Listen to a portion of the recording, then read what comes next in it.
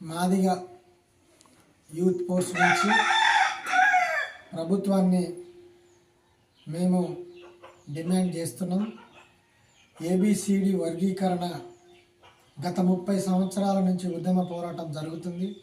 ఈ ఉద్యమంలో భాగంగా సుప్రీంకోర్టు ఇచ్చినటువంటి తీర్పును తెలంగాణ రాష్ట్ర ప్రభుత్వం మన ముఖ్యమంత్రి రేవంత్ రెడ్డి గారు ఇచ్చిన వెంటనే సుప్రీంకోర్టు ఇచ్చిన తీర్పును వెంటనే స్వాగతించి కాంగ్రెస్ పార్టీ సంపూర్ణంగా మద్దతు ఇస్తూ ఏబిసిడి వర్గీకరణకు సహకరిస్తామన్నందుకు సీఎం గారికి, ముఖ్యమంత్రి రేవంత్ రెడ్డి గారికి మాదిగ యూత్ ఫోర్స్ నుంచి ప్రత్యేకమైనటువంటి ధన్యవాదాలు తెలియజేస్తున్నాం.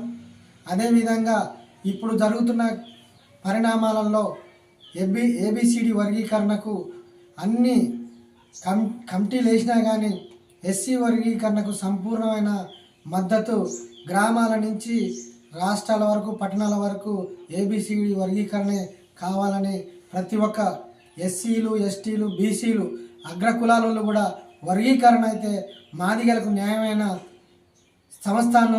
సంస్థం జరుగుతుందని వాళ్ళు ప్రతి ఒక్కరి నోట వస్తున్నటువంటి వాయిస్. కాబట్టి ఈ ఏబిసిడి వర్గీకరణ చేసినటువంటి కమిషన్కు మేము అందరము వినతి పత్రాలు ఇవ్వడం జరిగింది, వారికి తెలియజేయడం జరిగింది. కావున ఏబిసిడి వర్గీకరణ అనేది క్రిమిలేయర్ సిద్ధాంతాన్ని కూడా అమలు చేయాలని మాదిగ యూత్ ఫోర్స్ నుంచి మేము డిమాండ్ చేస్తున్నాం. దానిలో భాగంగా కొందరు దానిని మాల సోదరులు వ్యతిరేకించడం అది వారికి మంచిది కాదని మేము చెప్తున్నాం. ఎందుకంటే ఎవరికి వచ్చే వాటా రాజ్యాంగంలో ఉన్నటువంటి వాటాన్ని మాత్రమే మేము అడుగుతున్నాం. డాక్టర్ బిఆర్ అంబేద్కర్ గారు రాసినటువంటి రాజ్యాంగం ప్రకారమే మనము ఏబిసిడి వర్గీకరణ అడుగుతున్నాం. కాబట్టి రాష్ట్ర ప్రభుత్వం వెంటనే అతి తొందరలో వేసినటువంటి కమిషన్ రిపోర్ట్ కూడా దగ్గరలో అయిపోవస్తుంది.